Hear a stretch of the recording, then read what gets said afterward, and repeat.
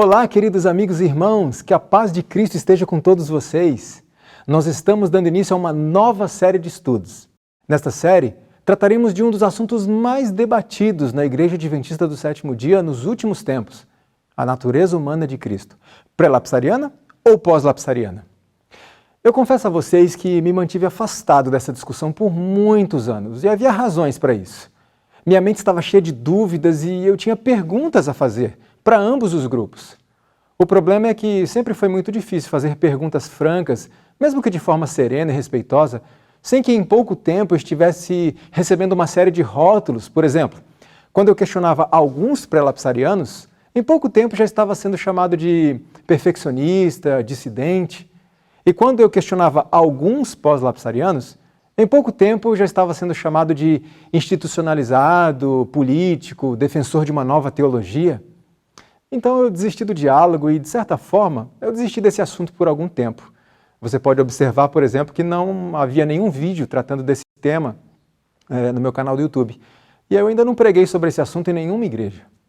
Na minha visão, com as devidas exceções, é claro, parecia que havia mais uma guerra pela supremacia intelectual do que uma busca sincera pela verdade e pela unidade. Um grupo querendo combater o outro, querendo demonstrar mais conhecimento do que o outro, querendo deixar o outro sem argumentos. Repito, há exceções. Então me mantive afastado do debate, apenas estudando o assunto por conta própria, com calma, reflexão, com oração. E me propus a não escrever, não pregar, não comentar o assunto, enquanto meus estudos não me conduzissem a uma convicção a respeito. Por isso eu creio que chegou o momento de expor a minha compreensão do tema. Não que a minha compreensão seja infalível e esteja acima de quaisquer questionamentos. Eu apenas creio dessa forma, pelo menos até aqui. E eu pretendo expor o meu posicionamento de maneira simples, clara e direta nesta série de vídeos. E espero, irmãos, sinceramente não perder amigos e muito menos ganhar inimigos por causa da minha posição. Eu quero apresentar as minhas ideias sem desmerecer os argumentos e a posição daqueles que compreendem de maneira diferente. Por isso eu faço um apelo a você que me assiste, seja membro, líder da igreja, pastor. Se você tiver um posicionamento diferente do meu, isso não nos torna inimigos. Nós podemos conversar a respeito, como irmãos, como soldados de um mesmo exército, como pessoas que caminham para o mesmo céu. E não me considerem ousado e petulante por adentrar um terreno que muitos teólogos arrogam exclusivamente para si. A revelação do Senhor por meio da Bíblia e do Espírito de profecia está disponível a todos. E aqueles que beberem dessas preciosas fontes, clamando pela assistência do Espírito Santo, receberão e compreenderão a luz do céu, por mais leigas, por mais simples que essas pessoas sejam. É óbvio, eu não tenho aqui a pretensão de esgotar o assunto, de colocar um ponto final à controvérsia, de me colocar como autoridade, como se meus argumentos fossem inquestionáveis. Há espaço para questionamento, para o diálogo. Portanto, o meu objetivo é apenas compartilhar aquilo que eu tenho estudado e as bases das minhas convicções. E, quem sabe, contribuir um pouquinho para esse diálogo nesse tema que é tão importante para nós.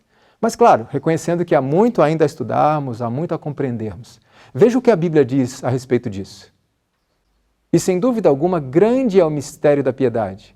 Deus se manifestou em carne, foi justificado no Espírito, visto dos anjos, pregado aos gentios, crido no mundo, recebido acima na glória.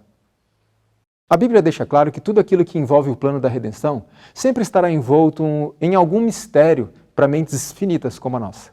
Talvez a parte mais surpreendente, misteriosa e gloriosa do plano da redenção seja a encarnação da divindade na pessoa de Jesus Cristo.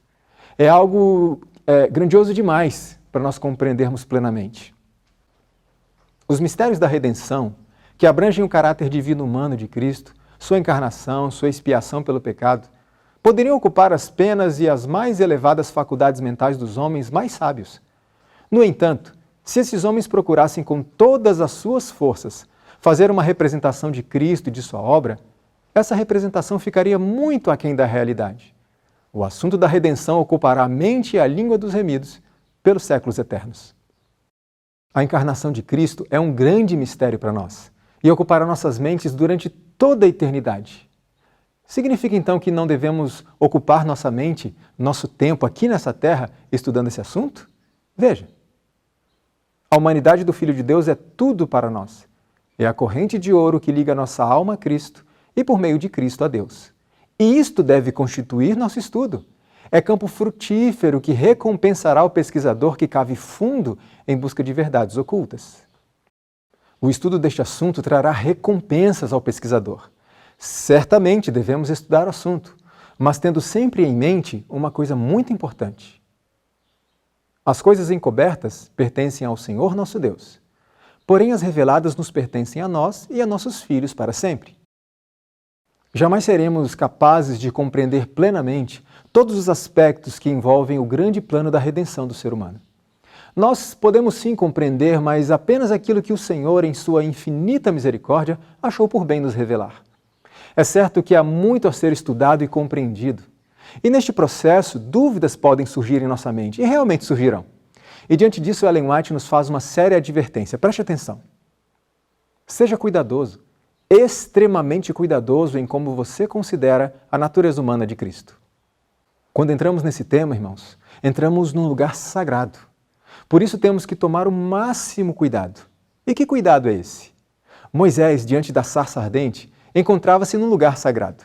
Não que o lugar em si fosse sagrado, mas a presença de Deus manifestada ali tornava aquele lugar sagrado. E qual foi a ordem de Deus a Moisés? Não te chegues para cá, tira os sapatos de teus pés, porque o lugar em que tu estás é terra santa.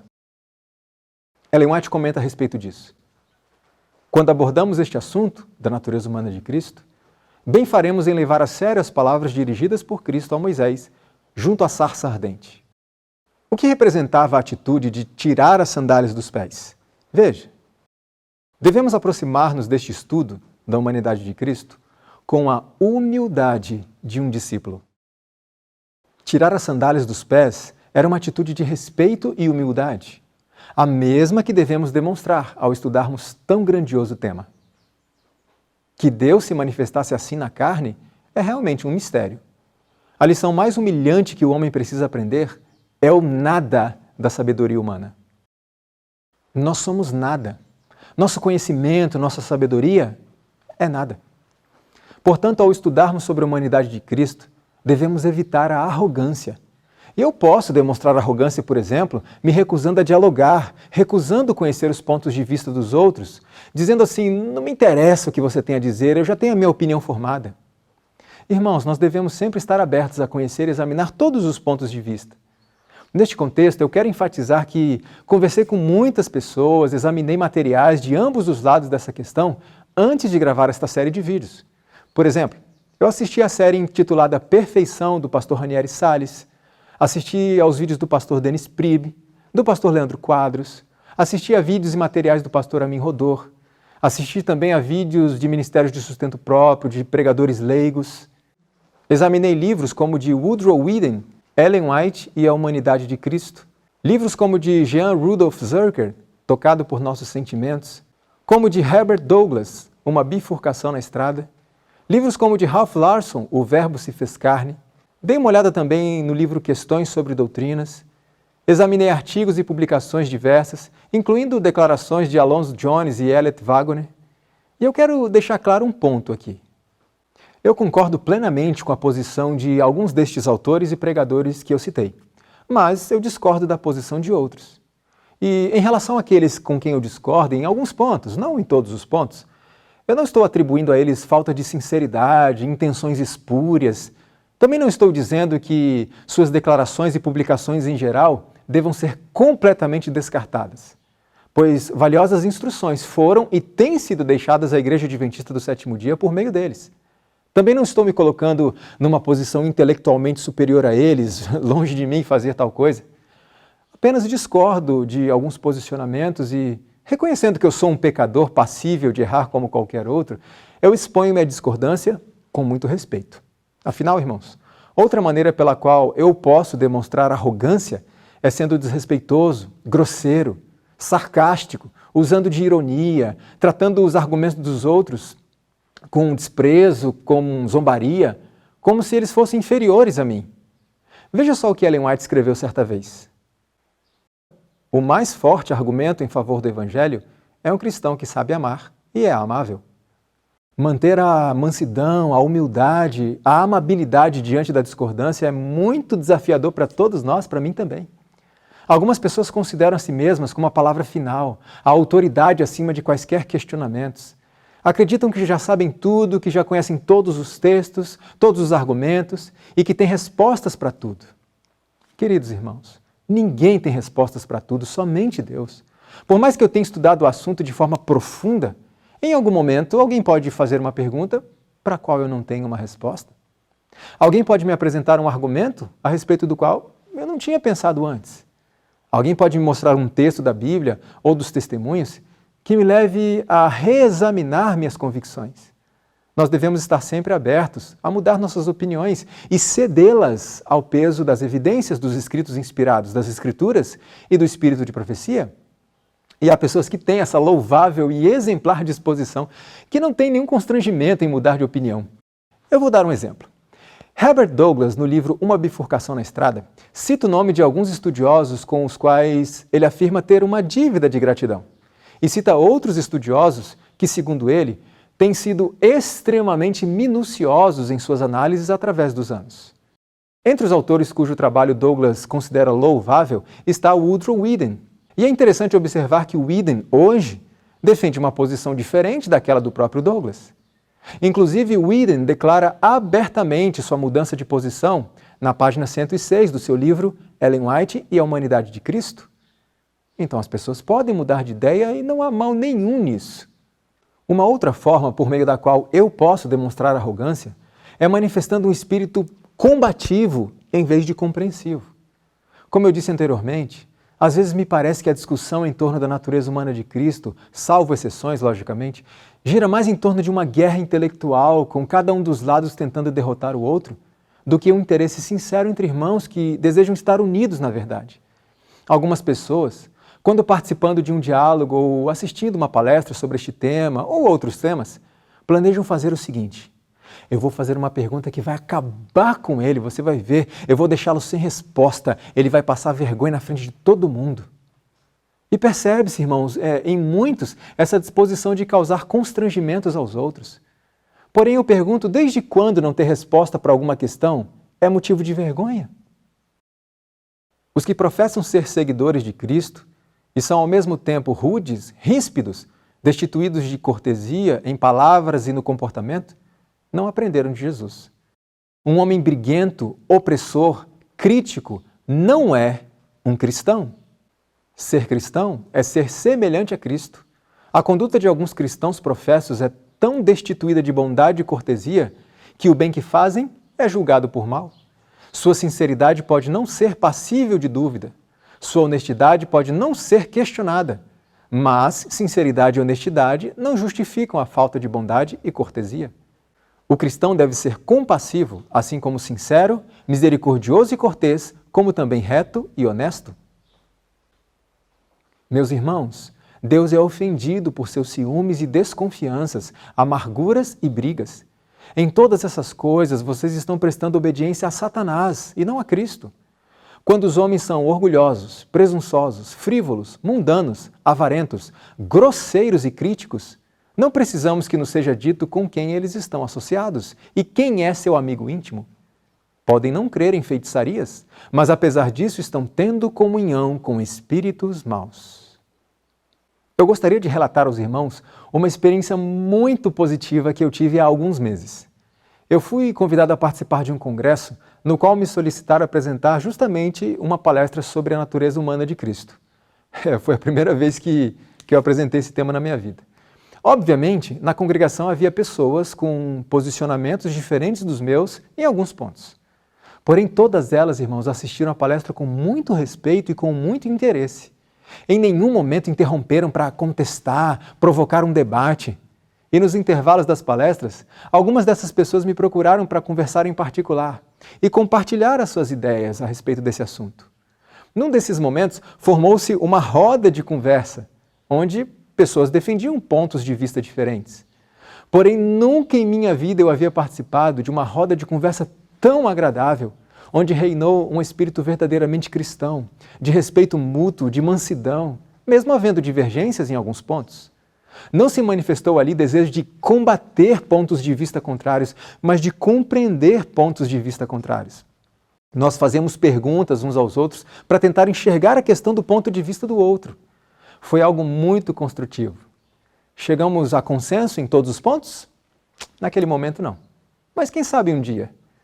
Porém, naquele dia eu ganhei novos e queridos amigos que, mesmo pensando diferente de mim em alguns aspectos, se dispuseram a conversar como verdadeiros irmãos que somos. E ainda não acabou. Semanas mais tarde eu recebi uma mensagem de um dos irmãos que havia participado daquela roda de conversa.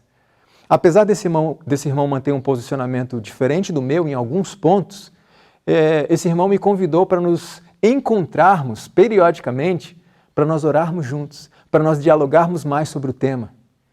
Infelizmente, devido à distância e às muitas atividades, não nos foi possível realizar esses encontros ainda, mas eu tenho esperança de que conseguiremos conciliar as agendas e nos encontrarmos para discutirmos esse tema como amigos, como irmãos.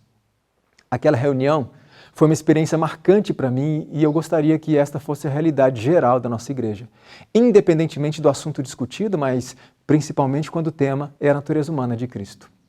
Veja o que Ellen White escreveu.